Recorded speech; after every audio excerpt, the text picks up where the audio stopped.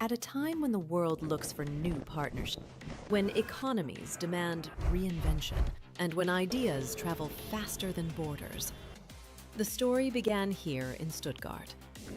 The world's voices converged, and a new chapter of cooperation was written. Now the summit returns, bigger, bolder. This edition builds on a vision. Democracy, demography, development. The India-Germany Connect. At the heart of this vision is a leader, a strategist, a disruptor, and a believer in India's story on the global stage. Please welcome the Managing Director and Chief Executive Officer of TV9 Network.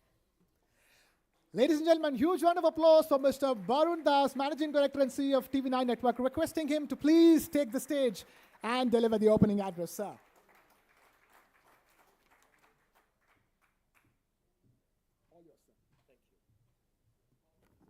Thank you, Krishna. Good morning, everyone.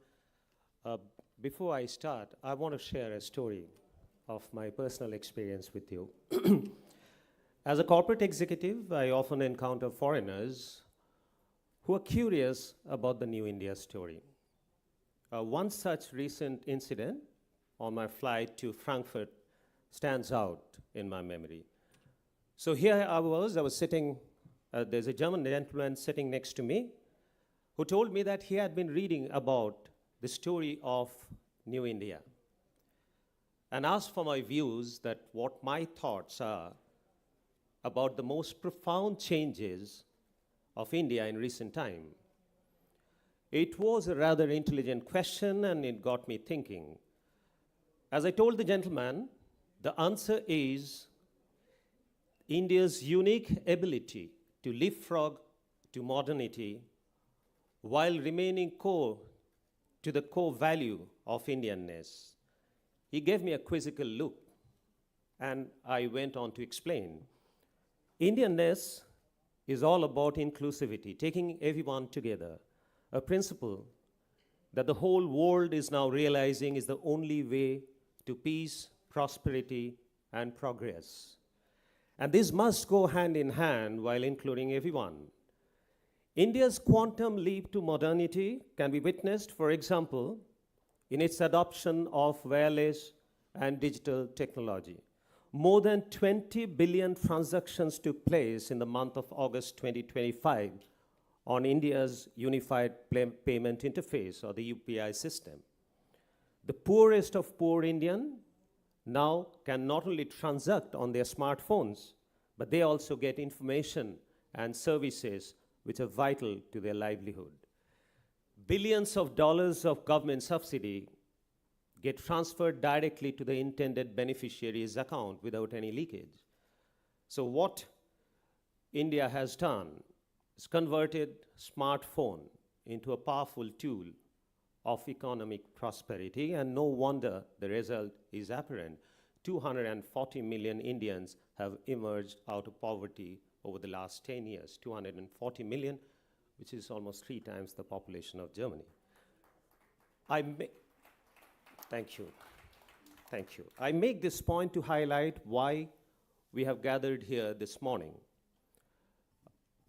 Mr. Anurag Thakur, Member of Parliament, Mr. Vimani, Member Niti Aayog, Ambassador Gupte, Minister Nicole Hofmeister-Kraut, Ruben, my friend, Consul General of Munich, and the Honorary Consul General, Mr. Lapp of the state of Baden-Württemberg. It is my pleasure to welcome you all to the second edition of News9 Global Summit, Germany, which is co-hosted by the state of Baden-Württemberg and VfB Stuttgart. This year marks the completion of 25 years of strategic relations between India and Germany. Under the leadership of India's Prime Minister, Honorable Shri Narendra Modi ji, and the successive German chancellors, the bilateral relations have reached new highs. Now, as we witness the global order undergo dramatic transformation at an unprecedented speed, leading us to a sort of uncertainty that the modern world hasn't witnessed recently, the need for two countries to come together is even greater than ever. The opportunity that India and Germany have is not just to forge a mutual win-win. Instead, the opportunity is to create a partnership model which can be adopted by the free world. After all, Germany is India's largest trading partner in European Union with an annual trading volume of close to 30 billion US dollars.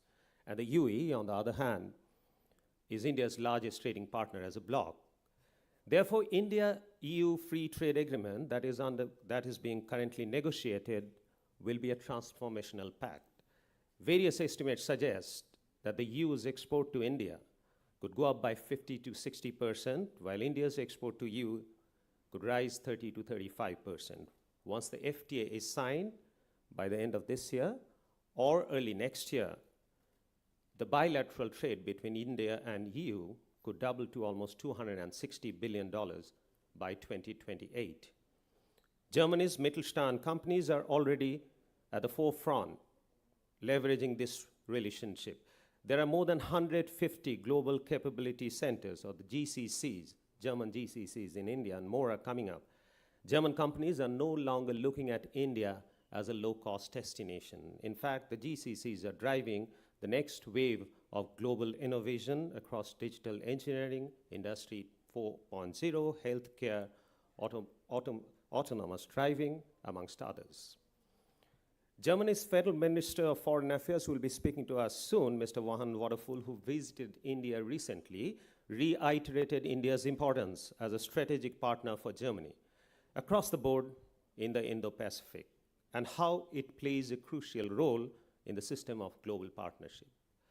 While hosting Minister Waderful, Prime Minister Modi was unequivocal when he said, as vibrant democracies and leading economies, India and Germany see immense potential to scale up mutually beneficial cooperation in trade, technology, innovation, sustainability, manufacturing, and mobility. That is why our summit took on the bold theme this year, democracy, demography, and development, the India-Germany Connect. Over the course of the day, we will explore many important aspects of bilateral relations and hear from some of the most key important stakeholders, including policymakers, industry captains, and thought leaders. Going back to the gentleman I met on the flight, I invited him to visit India and form his own opinion about the opportunity that the new India has to offer. I would make a similar invitation to all of you. Please visit India and join us on our journey to Prime Minister's vision of a Viksit Bharat, or a developed India, by 2047. And since I stand here with you at Germany's automotive hub, I should point out that by 2047, we aim to become the second largest automotive producers in the world with an annual production of close to 200 million vehicles. As the famous German-Swiss poet and Nobel laureate Hermann Hesse said, man muss das Unmögliche versuchen, das Mögliche zu erreichen. In English, it means you have to try the impossible to achieve the possible. Ladies and gentlemen, on behalf of TV9 Network, Firebase Stuttgart, and the state of Baden-Württemberg, I welcome you once again to the second edition of News9 Global Summit. Thank you very much.